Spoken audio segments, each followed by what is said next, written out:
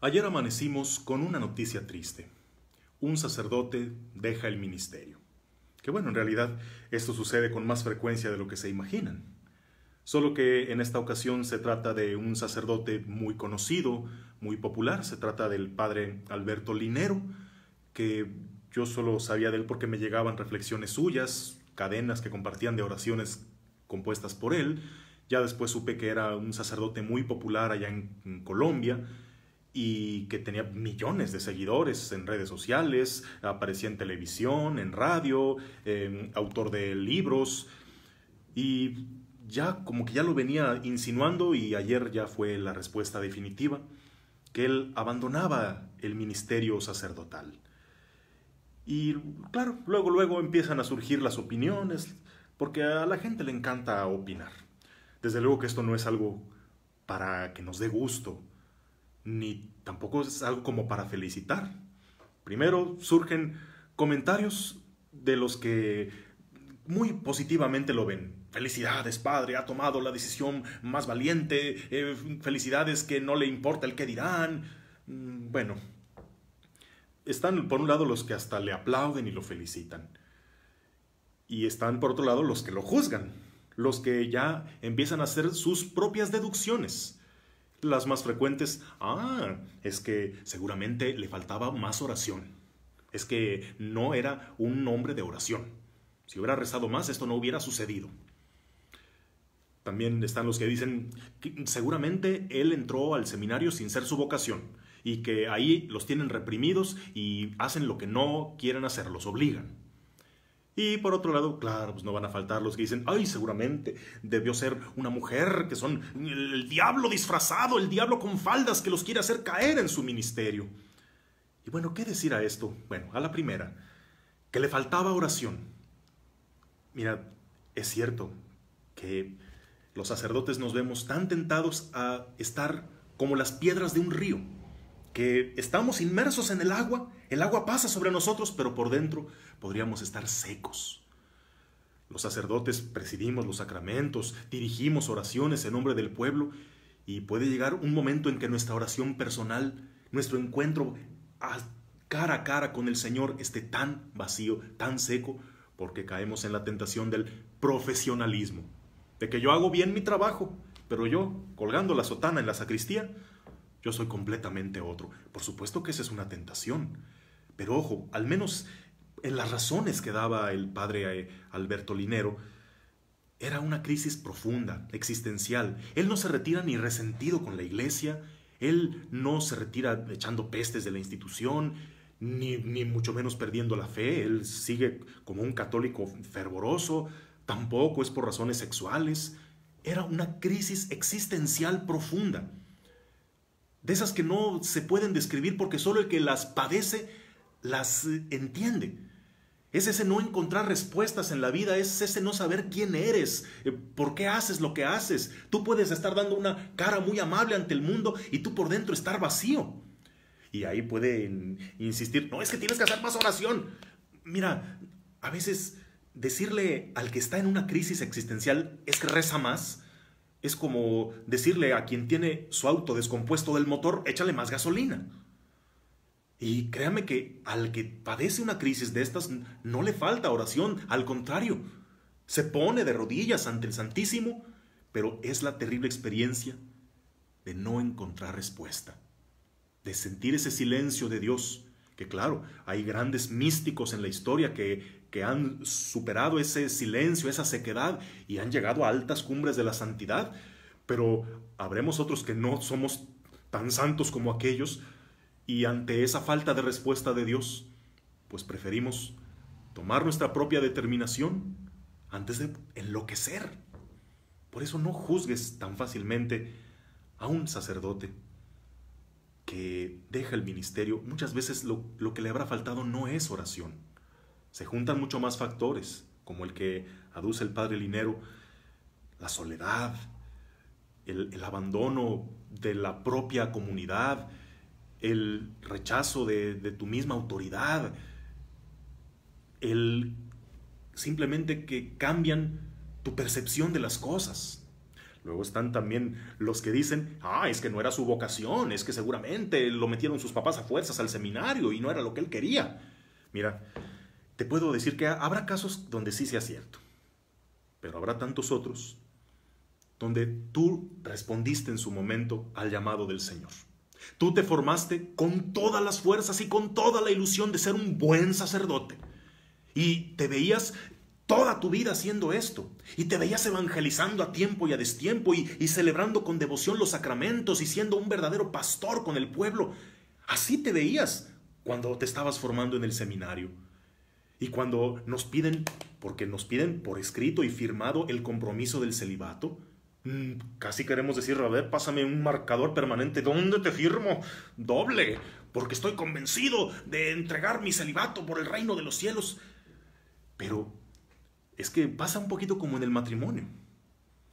Casándote, antes en el noviazgo, es toda ilusión, es todo romance, y tú dices, pero corta, se me va a hacer la vida para pasar el tiempo al lado de mi amor, y esto va a ser tan hermoso y estoy tan emocionado. Pero cuando ya estás del otro lado, cuando ya cruzaste el umbral, cuando llega la prueba del tiempo, la prueba del desencanto, entonces dices, ¿qué hice? ¿En qué me metí? Con el sacerdocio puede pasar algo parecido, no igual, pero algo parecido. Cambia el enfoque de repente. Cuando tú de seminarista ves que el sacerdote consagra con sus manos, perdona los pecados en nombre de Dios, con tanta emoción y entusiasmo dices, voy a hacer eso toda mi vida. Pero puede pasar que una vez ya ordenado sacerdote y veas lo árido, lo repetitivo, rutinario que es a veces, digas lo mismo pero con otro enfoque. En lugar de decir, sí, voy a hacer esto toda mi vida, digas, voy a hacer esto toda mi vida. Cambiando el enfoque. Cuando ya sales de la burbuja del seminario y te enfrentas a la realidad, digo, mis respetos para la gran mayoría de los sacerdotes que esta crisis la asimilan, la superan y nunca dejan de ponerle entusiasmo y encanto a su ministerio. Mis respetos. Pero créeme que hay tantos otros que viven situaciones tan duras que caen en un vacío de sentido, y no es que se hayan ordenado por la fuerza, se ordenaron sacerdotes convencidos y enamoradísimos de su vocación. Pero las cosas cambian. El Señor nunca cambia, Él siempre es el mismo, pero tu forma de percibir las cosas cambia y te enfrentas a cosas que tú no te imaginabas, o que sí te avisaron que iban a pasar, pero nunca sabías que ibas a vivir en carne propia.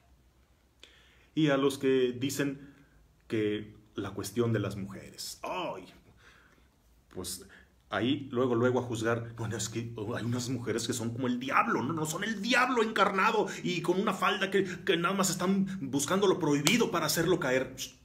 También ten cuidado con esas afirmaciones, porque no niego que pueda haber casos así, pero te puedo asegurar que en la mayoría de los casos, el sacerdote que cae en esto es el tipo de sacerdote que jamás se hubiera imaginado caer con una mujer. Y también esa mujer con la que cae es el tipo de mujer que jamás en su vida se metería con un sacerdote. ¿Pero qué pasa? Simplemente descubren, empiezan a sentir algo que no habían sentido antes. Y vuelvo al ejemplo del sacerdote convencidísimo de su celibato. Experimenta por primera vez lo que es enamorarse.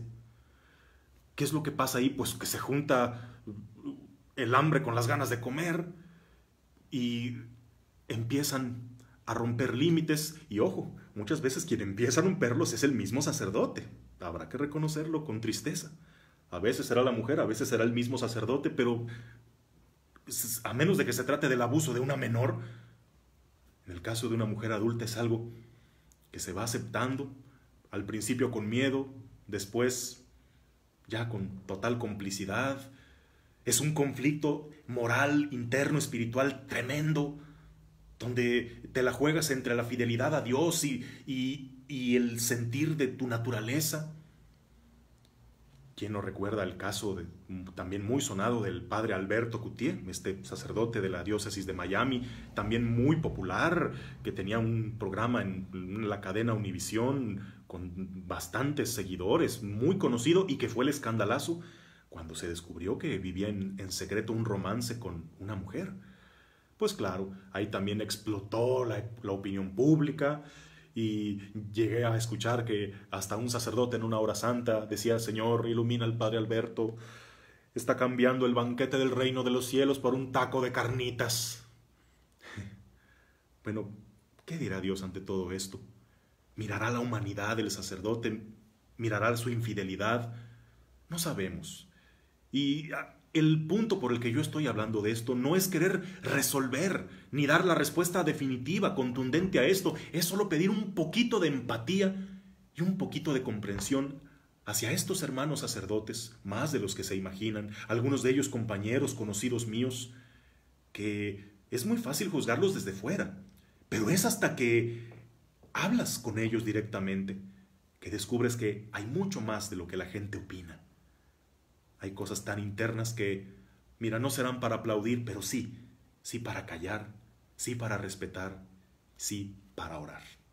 Y yo mismo, siendo de carne y hueso, yo fanfarronearía diciendo: a mí eso nunca me va a pasar. Yo no puedo decir eso. Yo no sé si algún día también estaré anunciando que dejo el sacerdocio. Solamente un favor te pido si eso llega a suceder. Y esto lo digo porque ayer lo leí de una publicación que hizo Fray Nelson Medina. Me impactó y asumo también las palabras de Fray Nelson.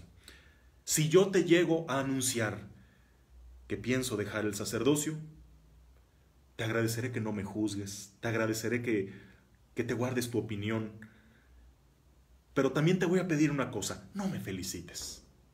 No me felicites. Tampoco me estés poniendo: felicidades, padre, porque ha tomado una decisión valiente y qué ánimo, usted tiene derecho a ser feliz. No me felicites. Solo eso, no me felicites. Al contrario, ora, ayuna y exhórtame con fuerza para recordar quién fue el que me llamó, para recordar las promesas que hice, para recordar el precio de las almas. Yo le pido a Dios me conceda el don de la fidelidad hasta el último día de mi vida y en la eternidad seguir siendo sacerdote, pero reconociendo que soy ser humano y que soy pecador.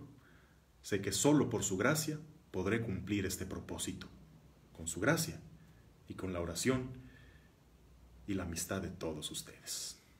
No olvides hoy dirigir una oración, ofrecer tu comunión o tu hora santa por los hermanos sacerdotes que han dejado el ministerio y por aquellos que en estos momentos se ven gravemente tentados a hacerlo.